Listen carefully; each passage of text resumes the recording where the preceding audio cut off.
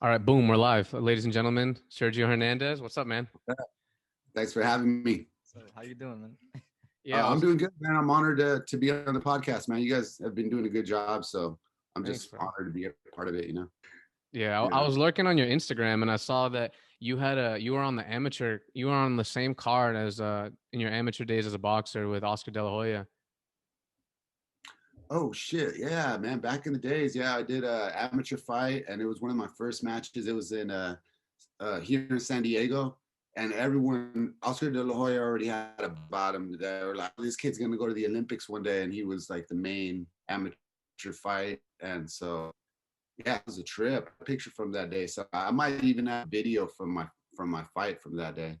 Really? So my dad started doing boxing since the 70s, maybe even the 60s. And so when I was a little kid, he started getting me into boxing. All my brothers, we all like tried it, but I was the only one that was able to like kind of get hit in the face and not lose my temper about it. Yeah. How long did you box for? I think I was like from 9 to like 14, 13 or 14. Mhm. But as soon as I started getting into girls and graffiti and, doing dumb shit, like, I don't know, I kind of had to leave it alone.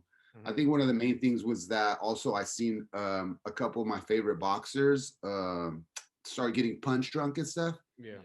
And so I would hear interviews with some of my favorite boxers, and I could tell shit wasn't right. And I'm like, man, I'm already like a space cadet as it is. So if I kept boxing, I would probably wouldn't even be able to do this interview right now.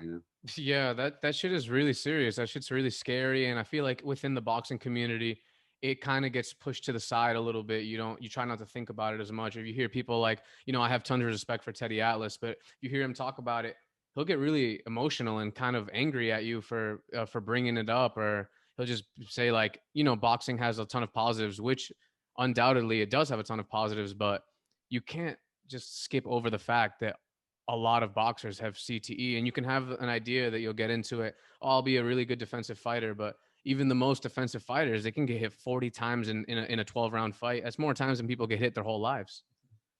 Oh yeah, yeah. It's super.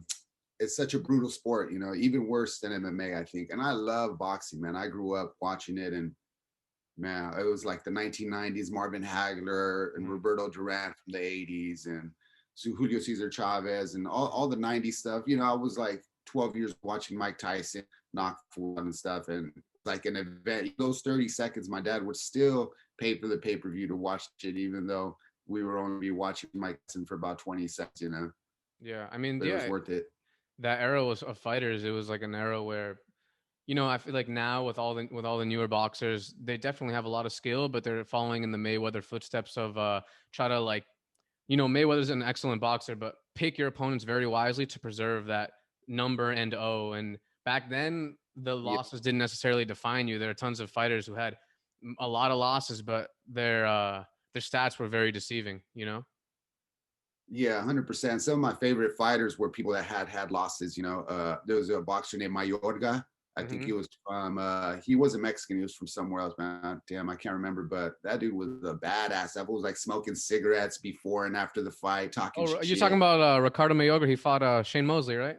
Yeah, yeah, Yeah, yeah. that dude is I like that type of shit. he's from They just put on a show, man. They're ready to put on a show. yeah, he was from Nicaragua. Nicaragua. I love Yeah. that fool. He was one of my favorites. Yo, he Metal was fight. he'll just go like that. Let Shane Mosley tee off on him of all people. Shane Yeah. Mosley had power. Yeah, yeah, he did that to a lot of people, man. So I've always liked that, and I want jiu-jitsu to kind of that way too. Because I don't have W's, man. I got a bunch of losses, but I'm older now, so I compete and I want to put on a show for the audience. I was gonna ask about how you started boxing and stuff like that. Did you ever use it in like terms of self defense on the streets and stuff like that? Well, as far as boxing, not really. I mean, I already knew how to box, and then I got in a fight in junior high school. Well, I got into a couple fights, but it just ended up being like a fucking haymaker just because I was a little kid, you just start throwing haymakers. I didn't have time to really think like control the distance and all those type of things and keep them away with my jab. It was just like overhand right, overhand left, nonstop.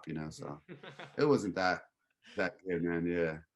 Did boxing come well, so you did boxing, you do a lot of painting, you do tattoos, you do jujitsu, you did graph. I don't know if you still do graph. Which one's which one came first?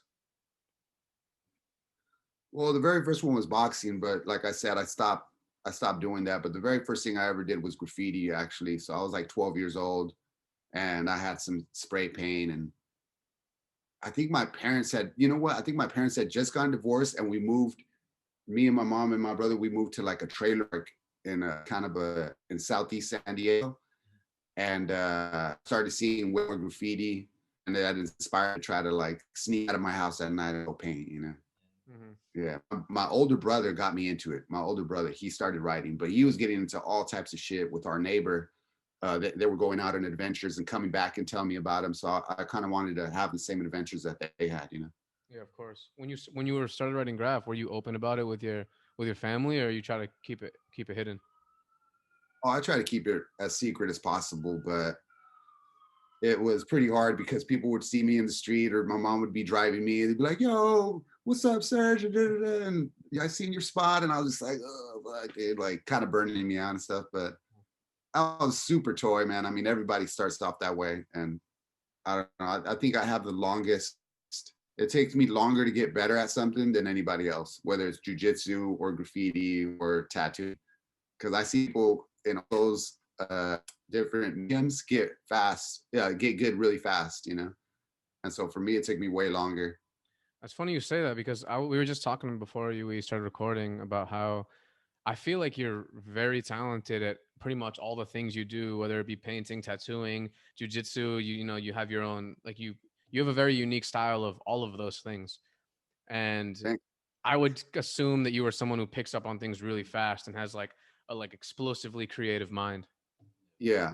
No, man, I was like really bad. I mean, to this day, my graffiti hand style is just fucking garbage. You know what I mean? But as far as everything else, I see people getting good at tattooing in a year, 2 years, and I was just the worst tattooer for so many years, man. Like I barely became comfortable with my tattooing like in the last 5 years. All those things that you started, did you have a mentor, or you kind of had to look within to find like the motivation to keep going and kind of school your own self and watch like other people do it that you weren't close to? Was it like that, or you had people that guided you in terms of graffiti, for example? For graffiti, it was more getting influences that were around me. I didn't really have a mentor. So it was just a bunch of young kids, like all my homies from MDR. We were all kind of the same age, and we were all kind of in the same situation. And I would just kind of like try to learn from them, basically. But it wasn't like I had a big brother type of dude that was just like patting me on my head all the time, like, "Hey, you got to do this or that." It wasn't like that. We all had kind of mutual respect for each other and try to build each other. Yeah, And that's that's how I try to like do any type of mentorship that I do now, or I try to help someone with tattooing or jujitsu. My thing is always trying to make somebody stronger in their own personal self, as opposed to making sure that they understand that I'm the fucking man and I'm the boss and I'm the fucking legend, blah blah blah. Nah, dude, I'm trying to build people up and make them the leaders for the future. So like in tattooing, for instance, there's when you're an apprentice, there's like this gnarly hazing process that a lot of times tattooers go through.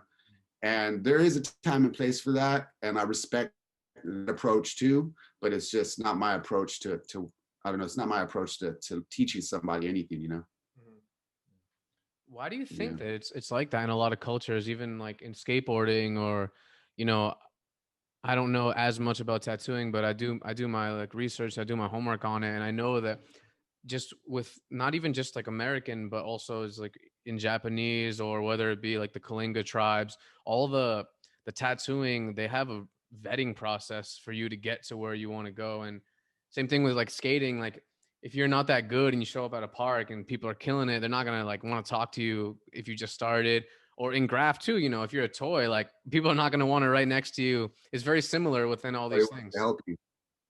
Yeah. Yeah. I think because a lot of times humility is a very important part of being a student, and one way to force someone to be humble is to just slip them up a little bit or fucking call them a toy or let them know that they fucking suck.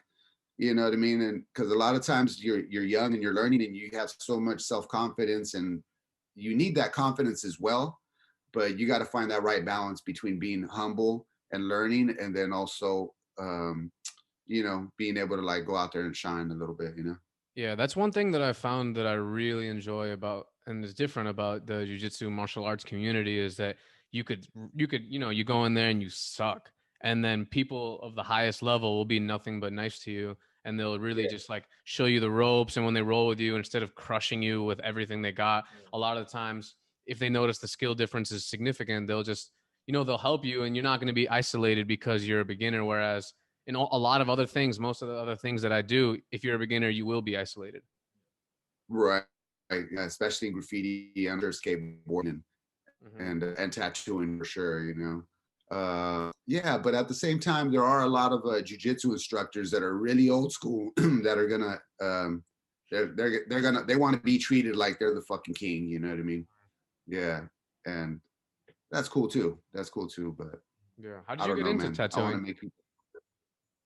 How'd I get into tattooing? Yeah, really. Um, let's see here. Well, I was working like a 9 to 5 job. I was working at a bookstore and I decided that I want to never work a 9 to 5 job again. But I decided it that morning. And so I was driving to work and I told myself, like, this is a fucking horrible life, dude. I never want to do this shit. I'm like, what am I going to do? My parents told me to be an artist. Every school counselor said you can't make a living making art. Everybody's telling me don't do art, but I'm like, well, shit, man, this is what I want to do. So I'm like, all right, well, I'll figure it out. I'm gonna be a school teacher. I was going to college at the time. Driving to work, I decided I'm gonna quit 9 to 5. I'm never gonna work for anybody ever again. I show up at work. I walk during lunch, and I never worked a 9 to 5 job ever again. That was like about 20 years ago. Mm-hmm. And so I was painting murals. So I was like, shit, I went back home. I told my lady at the time, like, hey, man, I quit my job. I just want to be an artist. And she's like, well, what the fuck are you going to do? And I was like, well, I don't know yet. I'm going to try to figure this out starting today. And so I started painting nonstop. I went out to every business and asked if I could paint a mural for them. And like a week, 2 weeks later, I'm painting a mural. And my buddy Jesse Mercado rolls up in a little golf cart. He was some security guard or some shit at the time. And he's like, hey, man, I'm opening up a tattoo shop. I had no tattoos on me. I had no idea what the fuck tattoos were. Like, I just seen my homies have some and shit. And he's like, I'm opening up a tattoo shop. If you want to be my apprentice, I'm familiar with your graffiti. And so if you want to learn, and my initial response was like, no, man, I'm an artist. I'm an artist. I don't want to be a tattooer, man. Because I just was naive. You didn't know shit. And so finally I was like, fuck, man, I better take him up on that offer. I ended up there. I ended up at I call Concrete Jungle. And that's where I started to learn how to do like just little handwriting, tattooing cholos and all types of stuff like that. That's pretty sick.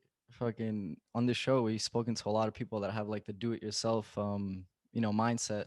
Whether Yeah. they're a lead singer in a band or a graffiti artist or a dude that goes to thrift shops and sells vintage clothes, like different people, and like it takes a risk almost to go against the status quo, go against like what the system has set up for you, because yeah, there's different programs, like thousands of them, in order to be a doctor or in order to follow this certain path to become like have a successful career, but there's Yeah. no path or schooling to do it yourself attitude to do your own business. So Right. what kind of risks did you like go through in a way, or like did you have any hiccups where you thought like this is like not a financial reward, I kind of have to go back to a 9 to 5? Did that ever happen? That never happened because my lifestyle is really simple, and I never had ambitions of like being a millionaire or making a lot of money or anything like that. So it was always let me make sure I'm able to feed myself and my kids, and the minimum I could do that, I'm going to be happy that way. And Mm-hmm. so even when I was younger, starting to do graffiti and all that stuff, and my ambitions was never to like be a famous dude because that just wasn't my shit. Because I know what it takes to be the best. It means you sacrifice everything. And whether that's MMA or jujitsu or a graffiti or anything like that, all the guys at the very very top, they sacrificed it all. So if you're not ready to sacrifice your friendships, all your relationships, many hours of sleep, then I don't know. But my goal wasn't to be the best. It was just to be the best within myself and be able to balance all the different aspects of my life, you know. Yeah. And so back then, it was my whole goal was to just to be the best in my city. You know, my goal was just to try to be the best dude in Diego, because I'm never going to be the best dude in New York. I'm never going to be the best dude today. It was always like, hey, I'm just going to focus on San Diego and try to build all my relationships and all my crafts here in this city. You know, next thing you know, internet happens.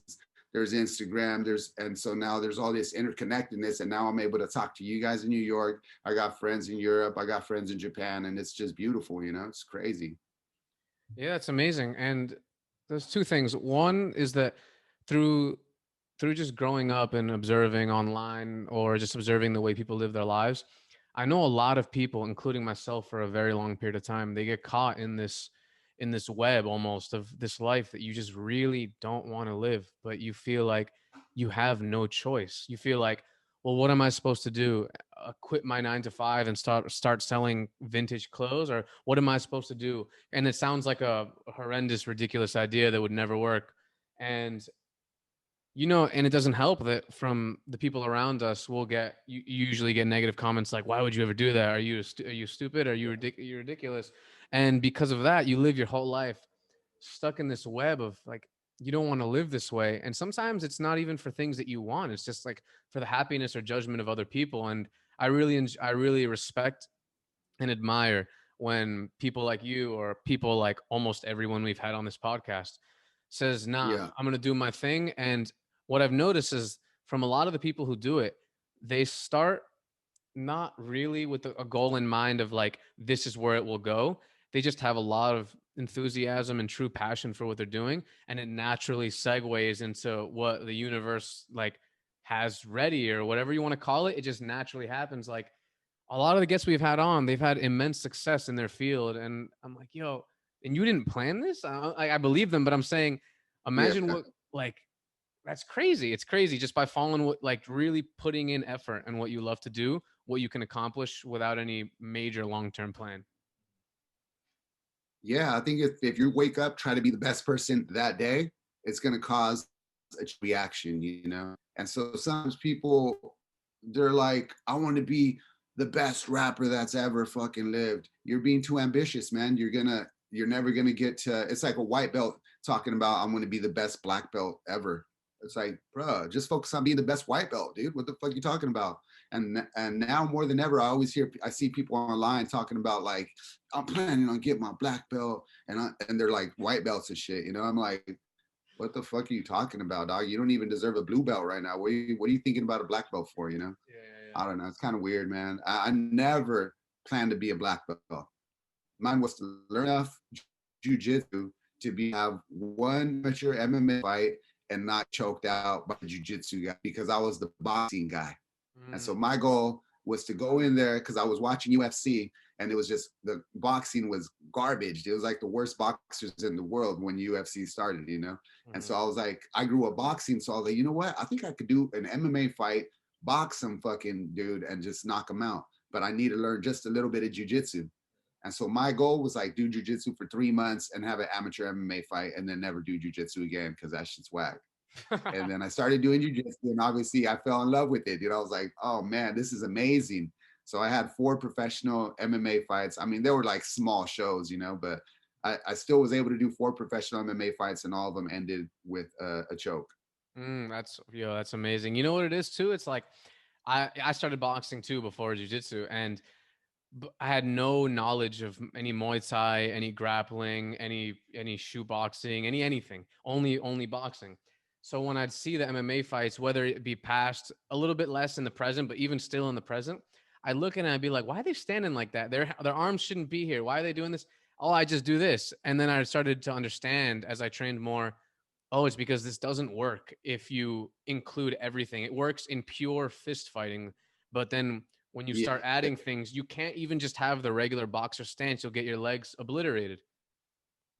right, right. Yeah, when I started fighting, like street fighting in elementary school, it was like you square up with somebody. I mean, this is fucking the 80s, dog. So like you square up with somebody, boom, boom, boom. If somebody drops, everyone's all right, all right, all right. Let them stand up, let them stand up. And then you stand them up and then you box again, you know? And then once the UFC type of shit, MMA shit started happening and jiu-jitsu and all this, now you get in a street fight, fools go to the ground and they ain't gonna break you up, dude. So you better figure your shit out, you know? So even street fighting is way different now, you know? Yeah. When you I had got, your what's that, brother? no, when you had your I MMA was fights.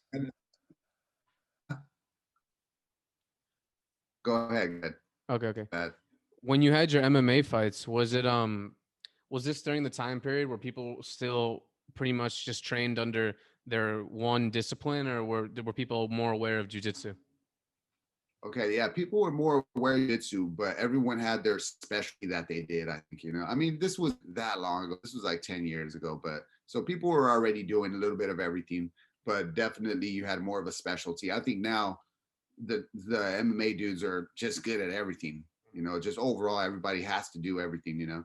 And so I was fighting some in Mexico. Three of my professional fights were or two of my professional fights were in Mexico, and those dudes were they knew jujitsu, but they were more Muay Thai guys. And so I just like kind of got close to them, clenched, let them take me down, and then just wrap them up, you know. And so that was always my approach. Because even my judo's garbage and my wrestling sucks. So Mhm. And when you started it, when you went into those fights, sorry, when you started MMA and you started jujitsu, you're known because because one of the reasons people know you as a Barrett Yashida black belt. And did you know when you were entering into his gym that this was Barrett Yashida, or you just happened to walk into a regular gym and then boom, it just happened that that was your teacher? well, I had been a tattoo apprentice, so I was broke as fuck. I had no money. And so I wanted to learn how to do jujitsu. So I went to different schools and asked if I just basically told them, hey, I'm broke, but I'm an artist. Could I do design work for you or give you a painting? And then I could do jujitsu once in a while. And they're just like, no, dumb motherfucker, get the fuck out of here type shit. You know, they weren't, none of them were giving me a chance, you know, and it's all fair. I don't mind people telling me to fuck off, you know. So I kept going to gyms. I happened to walk into Unmuted here in San Diego in North Park. And it was this fucking routine. I'm telling, hey man, I ain't got no money. And my homie Owen, which is a part of Shoya Roll now, and he's the one that actually took me to Europe a couple months ago, which was amazing. But he overheard my conversation and he's like, yo, you're a graph writer? Oh, I write this. And he gave me a chance. And so he introduced me to the owner. He's like, hey man, this dude, he doesn't have money, but he's a good graph writer and he's a painter. He's going to train with Barrett now. And so that was cool. I had no idea who Barrett was. And so the next day I show up with a big ass fucking painting for the owner of the gym. And then I see Barrett just sitting right there. I thought he was just some Japanese dude. Barrett, his roots are in Japan, but he's really an American. He's a Hawaiian, that fool is hella Hawaiian and shit. And I'm just like, I see that he looks like some Japanese fool sitting there. And I'm like, hey, what's up, man? I'm going to be doing your class and like saying too much, And he just looks at me. He's like, yeah, all right.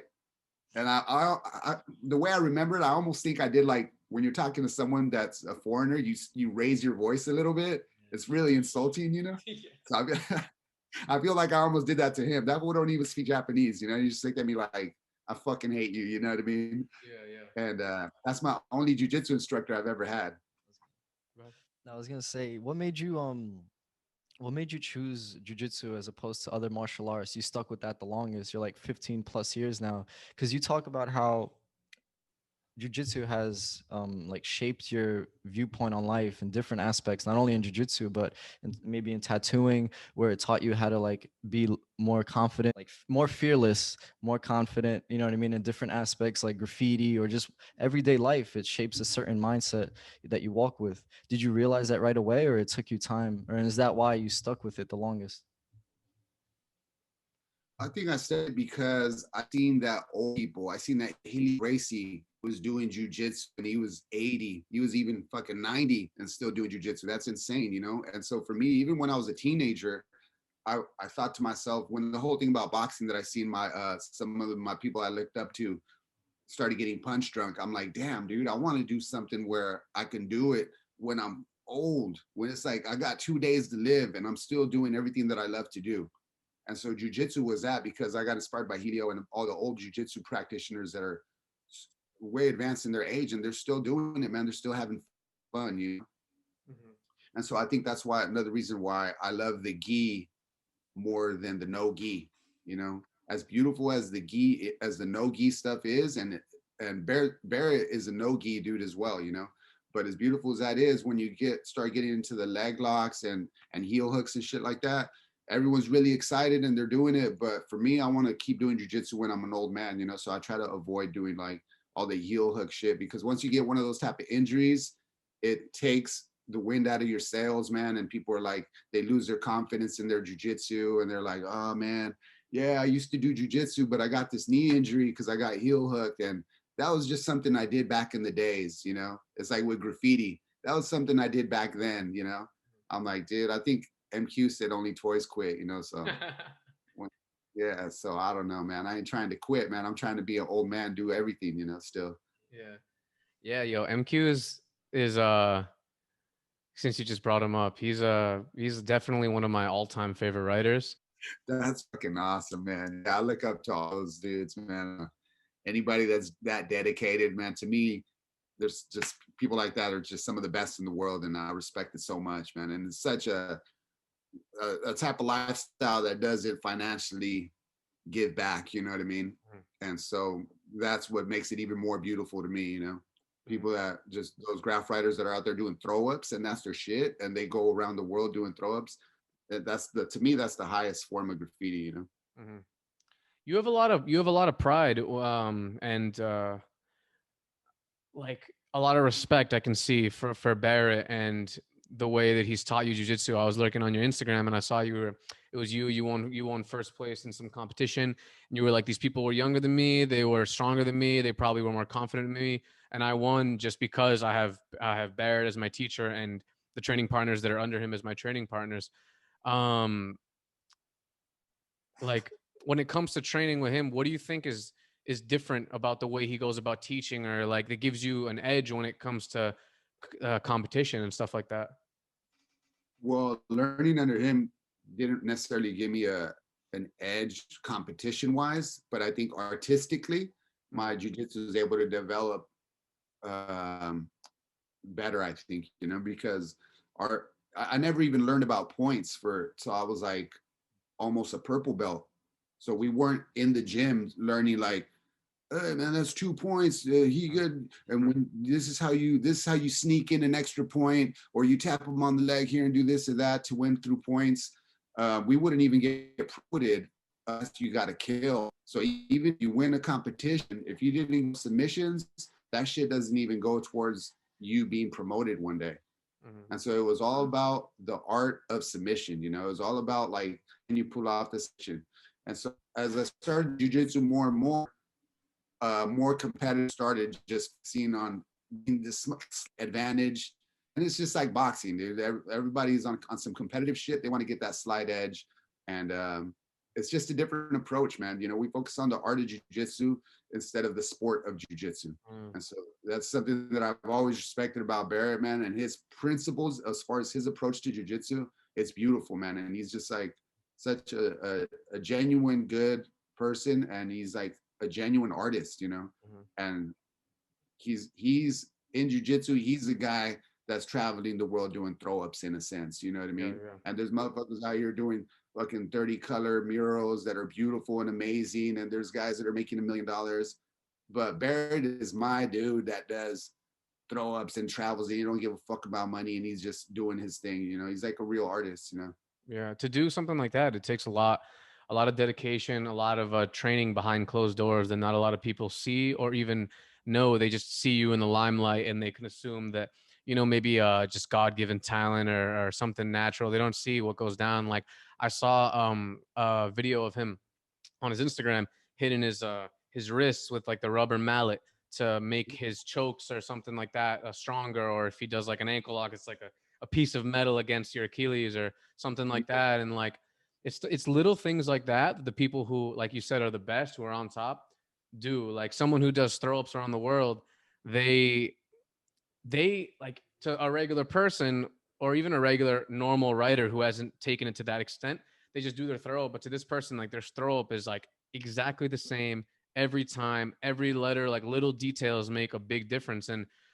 And that's just what you have to do to get to be the best, or to get to be that guy who does throw ups around the world. There's so much that goes down behind closed doors. There's people who when they they'll shadow box the same jab for hours. They'll throw the same left hook 47 rounds of left hook in the mirror, left hook in the mirror. I read Tyson's book, and he's talking about how like he would like Cuss would teach him a move, and in his room in the mirror he'd just be doing it, left hook slip, left hook slip, Yeah. like left hook slip.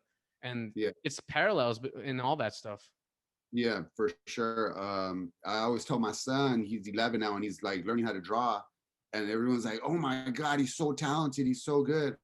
And I'm like, and he's like, "Yeah, yeah, yeah." And I'm like, "Hey, dude, it ain't that you're naturally talented. Nobody's naturally talented. It's that you put in the hours. I seen you put in the hours." Because he's like sketching, sketching, sketching, and the same thing with graffiti, same thing with everything. You know, it's not nobody's just naturally talented. Even the Michael Jordan, you guys probably know that documentary that came out.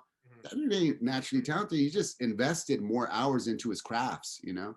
And so people think that all these people are just born with some God-given thing. No, they invested more hours and they worked harder than everyone else. And that's why they're who they are, you know?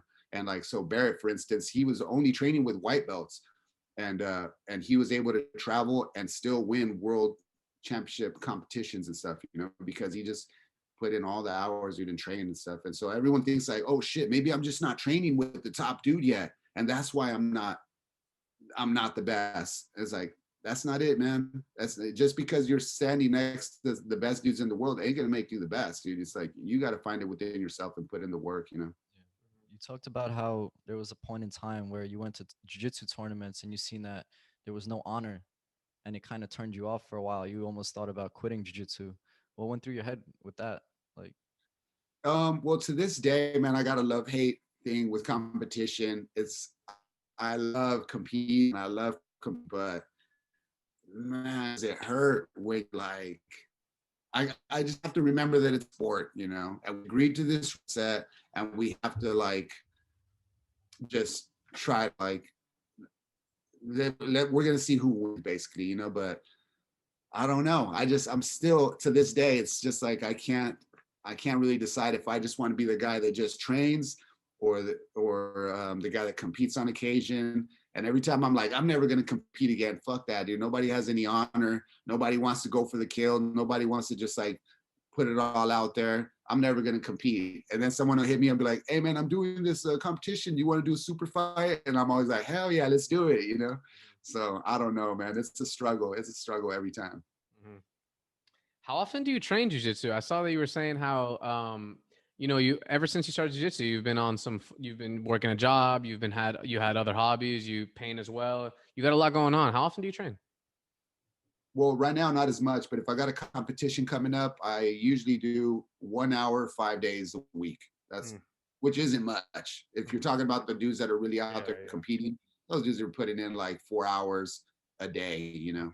And nowadays, you got professional jujitsu guys; they're doing even more than that, you know, and they're training almost every single day. Mm-hmm. How did you come up with the Sergio Guard? Like, I was watching your stuff, and I'm like, yo, this is getting me really hyped. I was training this morning. Oh no, I was training. Well, I was training this morning, but last night I was training, and I did like a reverse close guard.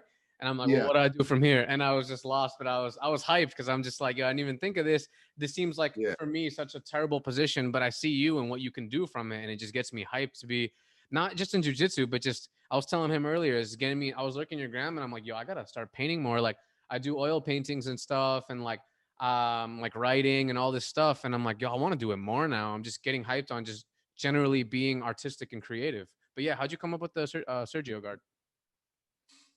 I think it was a pass that Barrett taught, and my legs were so long that I was like, well, shit, man, I got all this extra legs. What could I do with them? You know? And so I was like, okay, it was a reverse mount basically is where it started off from.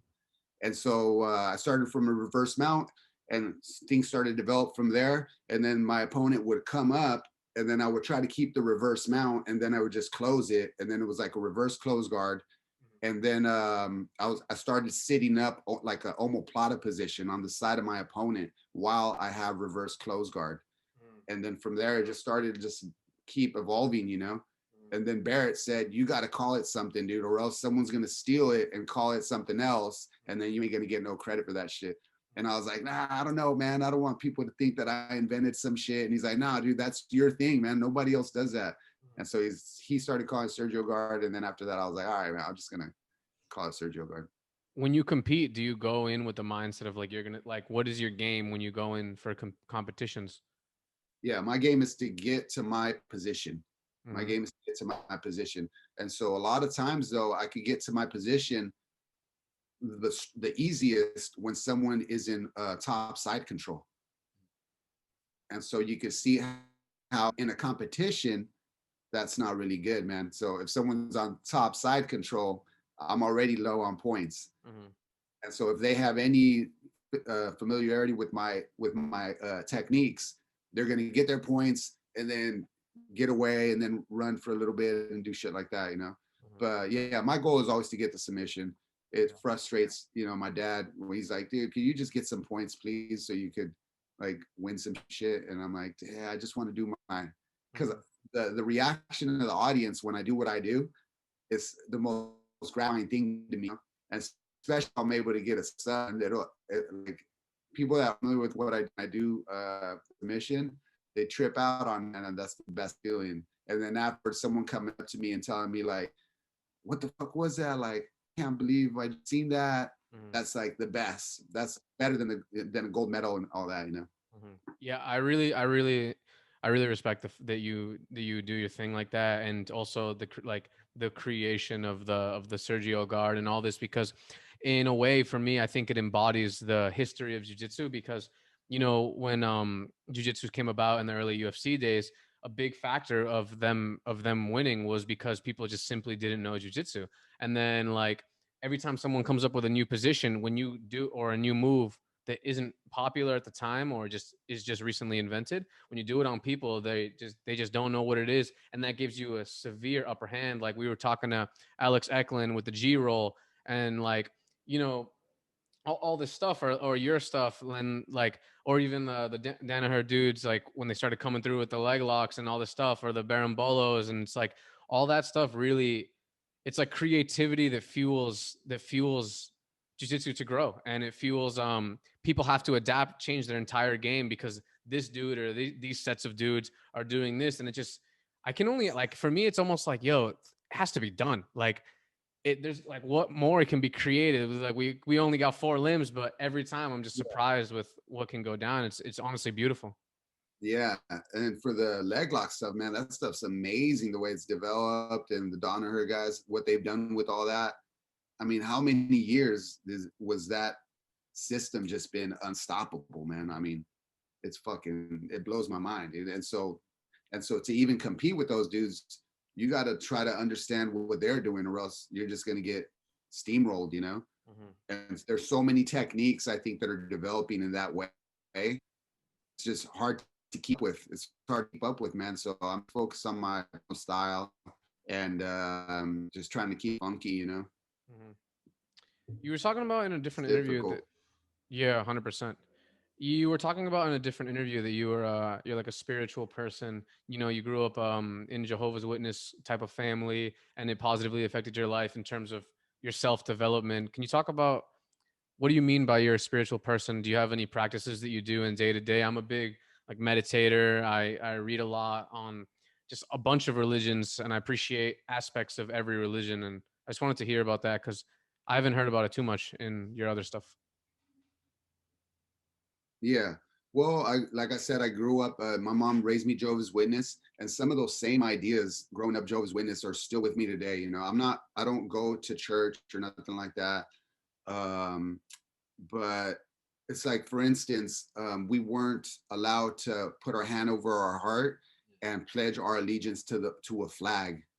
And so imagine being a first grade kid, being in the classroom, and the teacher says everyone put their hand over their heart, and I have to have the mental capability to be strong in my own personal beliefs as a fucking first grader, and do that and just put my hands to my side. My teacher and 30 other fucking kids were looking at me like I'm a fucking alien, you know? And so that type of thing was a really good foundation for me to become confident in what I believe and be able to stand by what I believe, even if it goes against what everyone else thinks, you know? And to this day, that's been an important part of who I am, you know? I mean, I get people say that that I say wild ass shit on my Instagram shit because I don't have the regular opinion that everyone has, you know, but I can't lie to everyone. I can't pretend that I have the same opinion as everyone. And so I just say what I think is the right thing to say and talk about what I believe.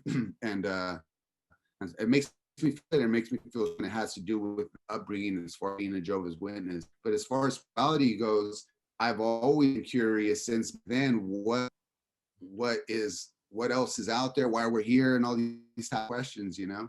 And it's something very interesting to me, and I do believe that there is a high power and there's lower power as well, you know. There's low energies and there's higher energies, and I'm just curious on what that means. And the fact that people could pretend that science figured everything out is total nonsense, you know, because scientists don't know what the fuck's going on. I mean, if you think about dark matter and all these things, people don't even know what the fuck dark matter is, and it takes up most of the universe. Yep. So how are you going to say that you understand that there's no higher power, that you're an atheist or something like that? It just doesn't make sense to me. And I think a lot of the religions throughout history have been talking about the same ideas and the same things, you know. So there's definitely connections between all those things, and it's important for us to talk about things as far as symbols go. Like, so for me to when I see a picture of Jesus, when I see a picture of Christ, maybe I don't believe that, you know, Jesus was walking the earth and this happened and that happened. To me, it's more of an allegory. But it's important as individuals because we're humans. It's important us to choose visual symbols, you know, and it's easier to talk to people through visual symbols as opposed to ones and zeros. You know, everything's going towards science and math and all that shit. Well, science and math is talking about the same shit that religion was talking about, but religion has way more beautiful pictures, man. You know, it ain't just ones and zeros. It ain't some matrix shit. It's like you got a picture of Shiva, you got a picture of Jesus, and you got all these, the picture of Buddha, and you have all these beautiful poetic concepts. I'd rather live my life in that realm as opposed to the realm of ones and zeros, you know?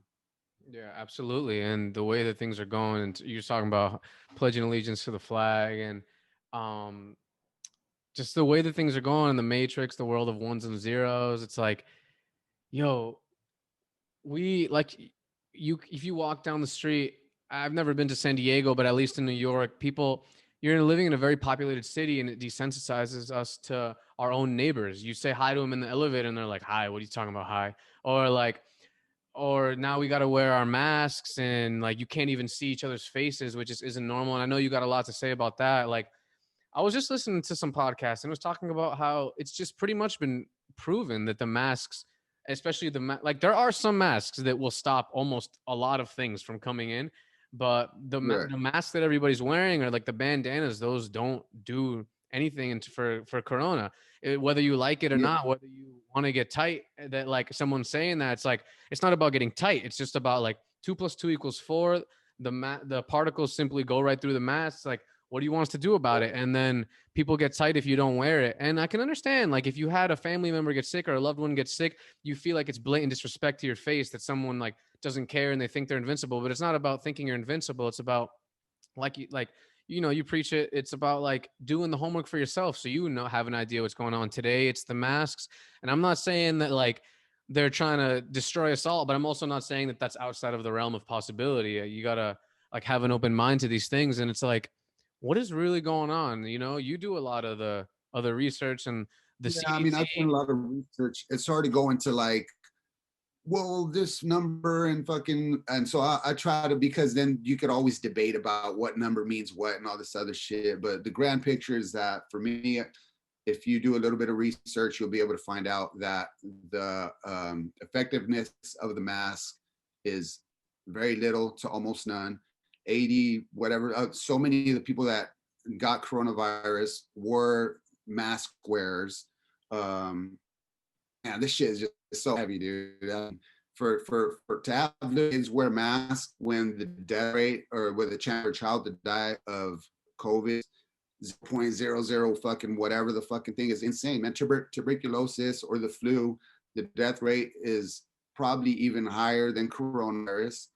They never wore the fucking mask. It's just a slap in the face to common sense, dude.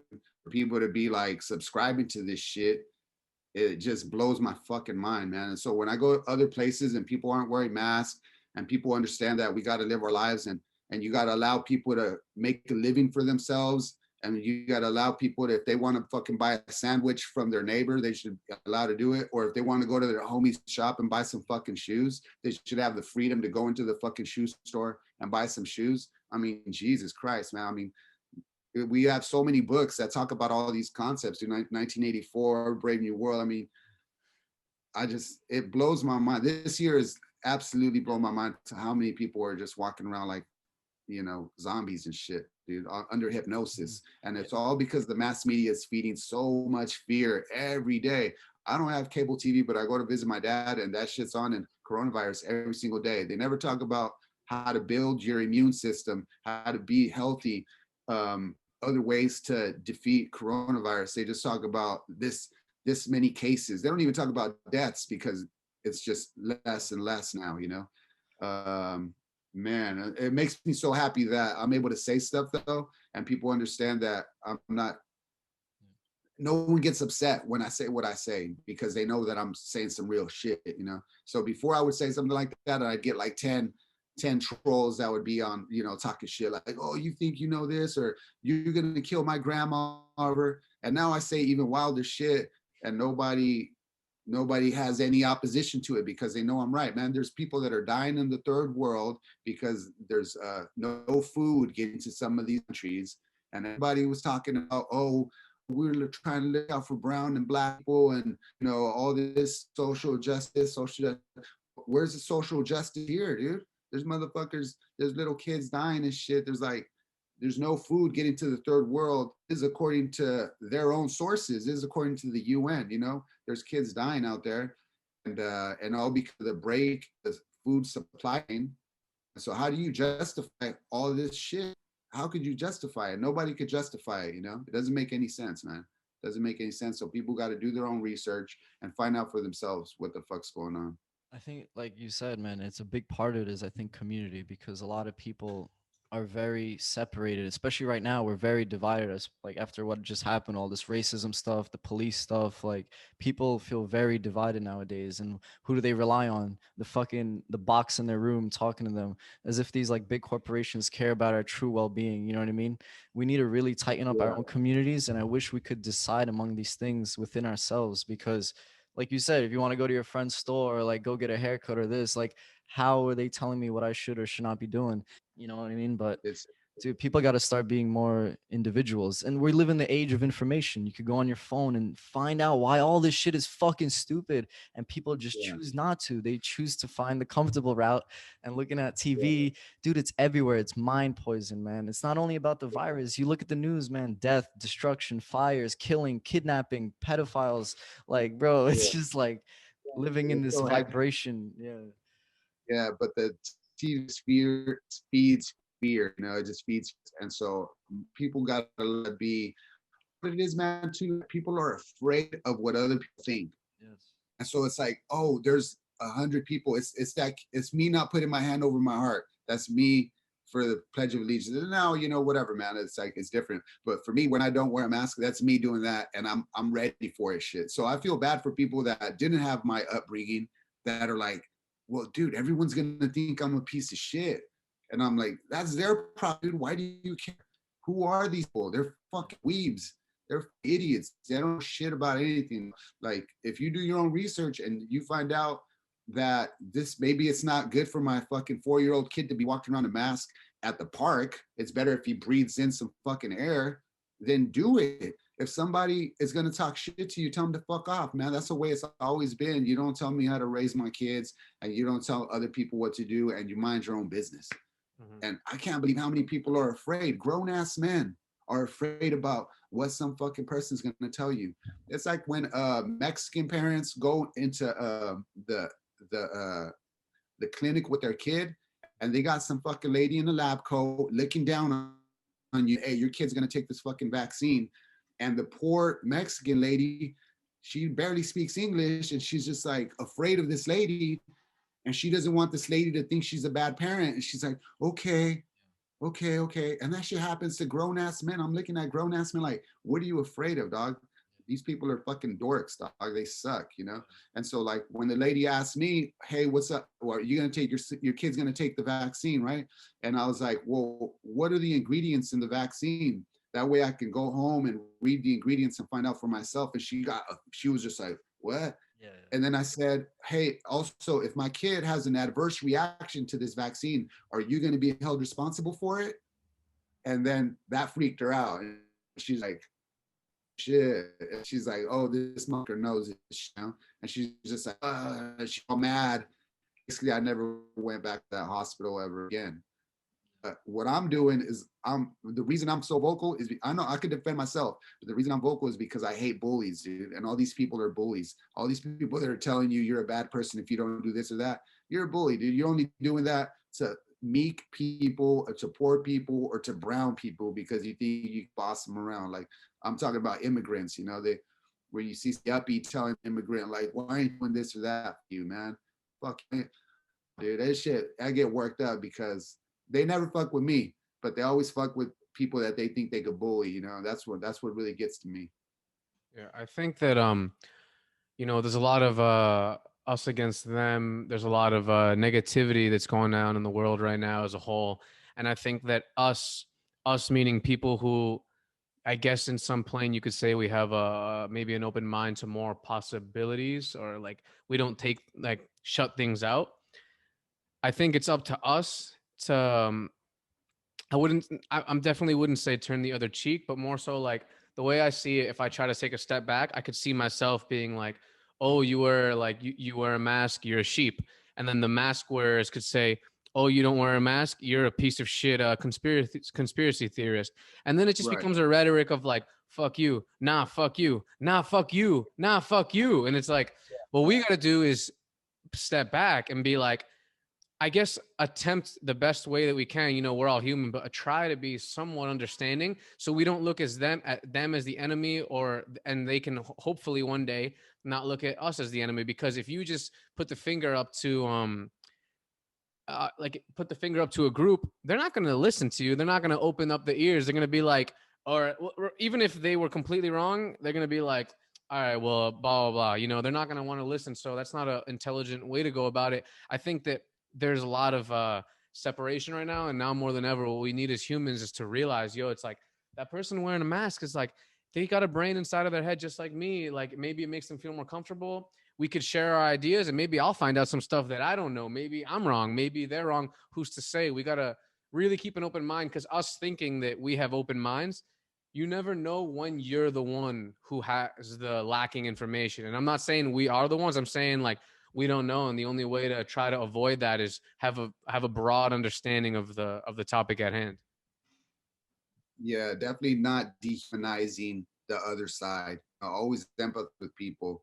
I mean, the only time I ever get worked up is when someone is overtly rude to me or someone else, and that's just been the reality from the beginning, you know. And so I'm never rude to somebody that decides they want to wear a mask, or I try not to, or I don't be roasting fools, or I'm trying to like, oh, you cheat, blah blah. Nah, I don't do that shit, man. I try to empathize with them and be nice. And my main goal when I meet anyone is I want them to feel better than when they first met, talk to me. You know what I'm saying? Like, so I want people to feel good when they walk away from me and stuff. So I don't ever want to put people down, man. But yeah, of course, we gotta like try to empathize with people and treat people good and make them happy. You know? The thing is with me is like I understand this. I truly do that we have to keep an open mind and empathize with people and see where they're coming from, and take a spot in their shoes and understand. But when it comes to the government, I truly believe there's so much proof out there that they have literally lied to us about so many things. So why is this any different, especially on such a global scale? I don't understand why there is nothing, like, how can you think there's nothing behind this? And to fully oblige to their control and their orders, and this literally affects people's lives. So many businesses, so many people have lost everything they've worked for in their lives. And just to be like, oh, I guess it's for the better. I guess it's for my own, it's for the better. Like, no, you have to take a stand. It comes to a point where you have to truly understand that shit is going on, and we have to get to the bottom of this. We can't just keep following everything they tell us. Like I said before, like, what, they're gonna tomorrow be like, you have to walk on all fours all day because the virus is floating at a certain level. Like, okay, yeah, and then what is that? There's no line, you know what I mean? We're gonna keep doing things they want us to do. Man, I'm sorry. Yeah, Yeah, they I said get it was worked gonna up be about this too, but like, it's just honestly, I'm also like, it affects my personal life and it affects my family and the people I love. Like, it affects their lives. So how can I not have some type of emotion and, intimate feeling about this? That's what I'm trying to get at, yeah. You try to more people got to take responsibility and realize that shit is kind of backwards right now, and you just got to get your own information and be a skeptic. I think that's what I would encourage. Be a skeptic. It doesn't mean you got to believe. You got to believe shit. Just be skeptical of the television at the very least. Be skeptical of these billion-dollar conglomerates that are selling us fear and selling us their pharmaceutical products. That's something we could all agree on, whether it's the left or the right, And every issue, they always try to paint it as a left or right issue, and that is not healthy. That's separating people, and they do that on purpose, dude. It's not by accident. Everything is like, it's not even a left and right issue, It's like, that's a human issue. It's a human issue. These conglomerates, these billion-dollar conglomerates that are selling this fucking garbage every day, man. You look at the TV and you're watching the news. Oh, the advertisement is pharmaceutical companies. You think they don't have conflicts of interest? It's fucking nuts, man.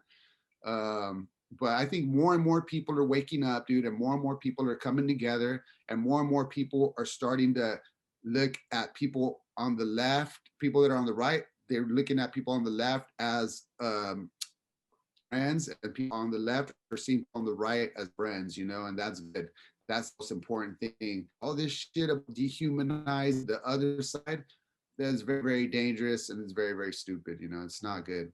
The fucking, fuck Trump supporters or fuck the libtards and all that.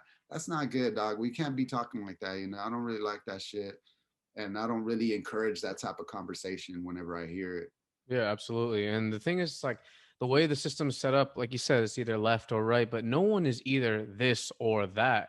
It's not like when you choose that, let's say that I'm a Democrat or I'm a Republican, that I agree wholeheartedly with that entire field. Like, I might want some of this, a little bit of that, and some of this. I wish it could be possible for a politician who's running for office to just come in and be like, I'm not a Democrat, I'm not a Republican, I'm somebody who wants. But if you do that, you kind of immediately get shut out, and it sucks because that's like the most natural human thing, is to have not inconsistencies, but like a mix of how you think. You're not just like one way, because at the end of the day, Republicans, they have some good ideas. Democrats, they have some good ideas. They both also have some bad ideas. Why can't we just admit that instead of saying like, oh, you're this, immediately bad, or oh, if you're not this, you're immediately bad? It's like, it sucks. And what's crazy is that us three, we're not the only humans who think this. I'm sure almost everyone, if you were to tell them this, they'd be like, yeah, but like, it's almost as if like, all right, so almost everybody thinks this, so why is it this way? And it's like,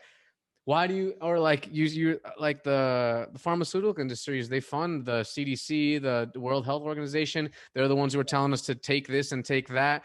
They make billions of dollars. You don't think that they're, at least in some minimal way, trying to finesse you into taking something so they can keep making their money? Like, even if you're just selling a t-shirt, you want to finesse people into thinking that thing's cool enough to buy it. Like, so just with that mentality on a higher scale, it just only makes sense that they're going to be doing it. Maybe not like mind control. Maybe it is mind control. Maybe it's not. But what I'm saying is, like, they're doing, like, it just wouldn't, you'd have to be completely naive to not think that they're doing something. Like, if we know that the masks don't necessarily stop corona, why is the focus on that? Why? It doesn't make any sense. Why? Yeah, it's a visual symbol that lets you know that this shit is still here and you should still be terrified of it. And even fucking Bill Gates have said we ain't gonna be able to take the mask off till they have a vaccine. Who the fuck is Bill Gates? That fool got sued by the American government, dude, in the fucking 2000, 2001. And then people, I post some shit and they're like, oh, that's some just crackpot doctor. Why are you listening to him? And I'm like, who are you listening to, fool? You're listening to Bill Gates. What the fuck? What's his degree in? What's his degree in, you know? Oh man, people like wake the fuck up, but more people are waking, man. It makes me, and you know what's interesting to me is that so many women are the ones that are standing up, dude, because their parents and they're looking out for their kids and they're like, wait, what the fuck? And they do research and then they start their own Instagram thing and they try to inform the public. And that's really like, it makes me feel really good, you know?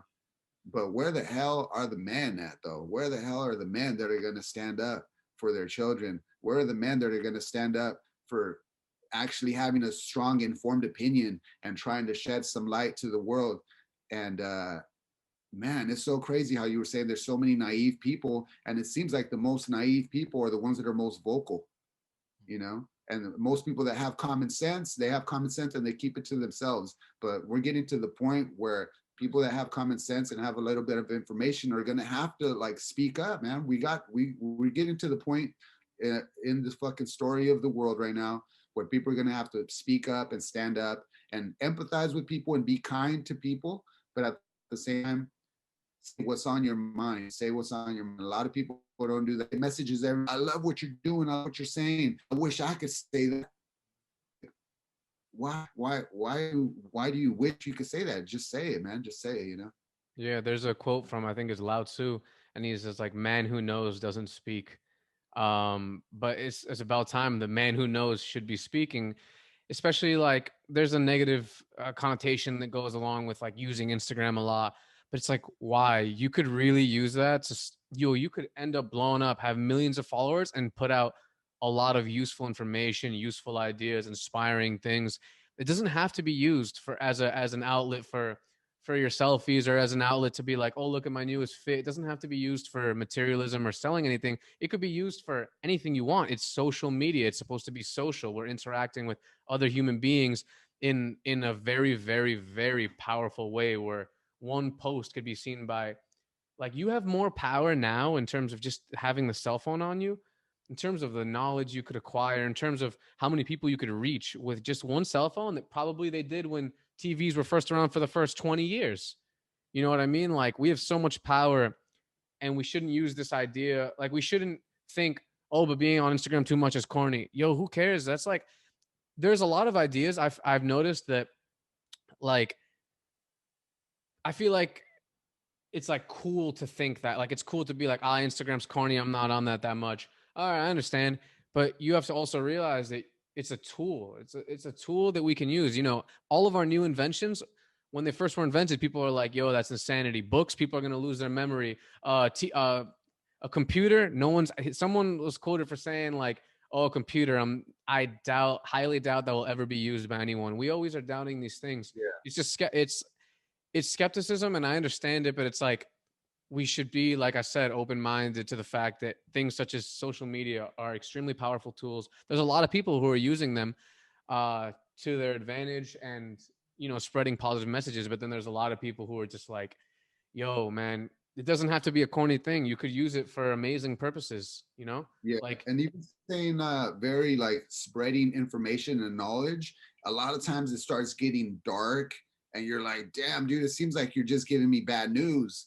And so it's very important that if you're going to be a person that wants to spread knowledge, that you balance it out with trying to figure out to not just point out problems, but offer real solutions. And so a lot of people are really good at pointing out problems, but they ain't giving you good solutions, you know? And then sometimes they give you solutions that are not good, not beneficial, you know?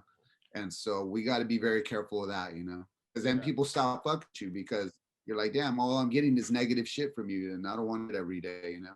yeah, it's really, it's weird to say, but I guess it's like, it's very similar to human interaction in the sense that, you know, when you talk to someone, You talk, they talk, you come up with some conclusion. You don't just talk for 3 hours straight without them saying a word back. You have to know how to socialize. You got to know social cues. You got to know the way you say things and the way they're going to take it. And it's the same thing online. You don't just post 4 million stories. Yo, people are only going to see the first two and then they're going to be like, I'm over it. So you got to be Yeah. smart. Just how when you interact with a human, you look them in the eyes, you tell them this. If you're going to say things, it's not just what you say, but how you say it. Same thing online. We got to understand that. It's hard though, because all the social media, it's not in our nature. It's like an invented thing. So of course we don't, it's not in our genes or DNA to know immediately how to use this. We're just chimp people with these new inventions, like typing whatever we want, having fun, like looking up whatever we want. It's just like, it's our chimp brain taking over. But it comes a point where you got to use your rationale and be like, all right, I know what I want to say. Am I saying it the best way possible so that it actually has its purpose? Or am I just like, oh my God, yo, you know what I mean? Yeah. Yeah, the craftsmanship involved as well, you know. It's just like any other craft, being able to and I would say social interactions are the same thing, human to human, being able to have a conversation, being able to have a good conversation is craftsmanship as well, you know. And so being on social media is craftsmanship, and I think it's important for all of us to learn how to develop that. And I'm still learning myself, you know. Sometimes I go in too hard and I feel like I'm coming off too snarky or too aggressive or too mean, and I got to tone it down, and I got to like reevaluate my approach all the time, you know. So I'm constantly still doing that, but I'm gonna keep talking about some real shit and trying to keep an open mind and keep being able to change my mind and having a more moderate approach to what I'm saying, you know, what I'm trying to say out there. Yeah. I think a big part of it is like vulnerability and speaking your voice nowadays, because if people need anything, it's a true leader. Like me personally, I don't see the presidents or these businessmen or like these leaders so called in office as leaders. We need something more personal. We need something that somebody that really talks about what's going on, because people, yeah, they want something. Everybody feels this deep down, you know, that something's wrong, that we're not living to our full potential, that something's off, you know, but they're so used to their daily routine and nobody's talking about this. Nobody wants to talk about this because you become like a black sheep. You get looked at weird. Nobody wants to feel uncomfortable, you know what I mean? It takes a Yeah, certain level of you know, kicking your ego at the door to know that it's for the better to speak about these things, you know, like yeah, man. you even said when you when you made your music, you used to just write the lyrics. You weren't even like really into the beats themselves. You just wanted to get your message across. And that's what we Yeah, need, man. We need people to speak what is going on. It's not even about the coronavirus or about them controlling us. It's about getting in touch with our humanity, getting back to being vulnerable, loving, you know, sharing a connection, community, like really being tight with each other, not just small talk and like, you know, things that don't matter. We need to talk about things that people feel every day, because when you start talking to people about these things, they literally start crying because they've been holding this deep inside their whole lives and nobody's been talking to them about this. Like, it's insane. yeah. Everybody starts off by trying to save the world, and they haven't even met their neighbor. They haven't even said, "How are you gonna save the world if you can't even say hi to your next door neighbor?" G, you don't even know your next door neighbor's name, and you're trying to save someone in fucking Istanbul or Syria or fucking start local. Start local. Start talking to your friends. I got bro, I'm walking now, it's full circle. I'm walking around like a Jehovah's Witness. I got these cards that have information about COVID and about vaccines. And I walk around my city and my neighborhood. Even my son's with me, dude, and he's still down for it. And I'm like, hey, could I give you some information about vaccine, or could I give you some information about this current situation with COVID? And I'm handing out shit. I'm over like big outreach or Jehovah's Witness is just doing just, and I'm putting myself in a vulnerable state, you know what I mean? Because people could roast me, people can make fun of me, people could tell me I'm a kook, but I got to speak up, man. And every time I make a post that I know people might not agree with, that shit's stressful to me, man. I don't want to do that shit, dude. I want to deal with people just telling me I'm great and this is awesome and everything that you do is great. I don't get that. I mean, 99% of the people, yeah, but that 1% that writes me and tells me I'm a piece of shit, that shit doesn't feel good, you know? But I still know I have to do it. So I make my post, I put my phone away, I try not to think about it, but it's in the back of my head that eventually I got to go online. And because I address every single person that writes me with a negative comment, you know? not on my profile, but on my story. Someone writes me, "Hey, man, I think you're wrong because this, or that." I told people that I'm gonna keep an open mind and I want to stick to that. And so when someone tells me new information, I listen to what they have to say. I write them back, cordial, respectful. Even when they totally disrespect me and they tell me, "Fuck you," fucking whatever. I'm like, "All right, man. Well, I'm sorry you feel that way," And I, a lot of people are afraid to put themselves in that situation. Mhm. Yeah, so we just got to speak up, man. We got to be positive and be friends with all our neighbors. Yeah. Yo, man, it's been like an hour and some change. I want to say immense thank you for doing this talk. I really thoroughly enjoyed this. I'm not gonna front. The Wi-Fi was a little bit laggy, but you can understand if you listen to it. You can understand everything you're saying pretty much. Like you could put a lot of the words together. But I'm just gonna give like a before like we upload it. I'm gonna upload an extra like 10-second clip of me saying like the Wi-Fi was a little laggy, so like we apologize for whatever. But yeah, bro, for real, immense thank you. I thoroughly enjoyed this. Yeah, thanks so much, man. And God bless you guys. And I can't wait to go out to New York and maybe we can link up. That'd be Yo, great. for sure, bro. We're the light of the world, man. There's not enough of it, bro. We gotta keep doing this, bro. I really Oh, yeah. appreciate this, bro. Like you Right keep on. doing your thing, bro. Honestly. Thanks. Man. Appreciate it, man. You guys. Yo, thank you, man. Peace.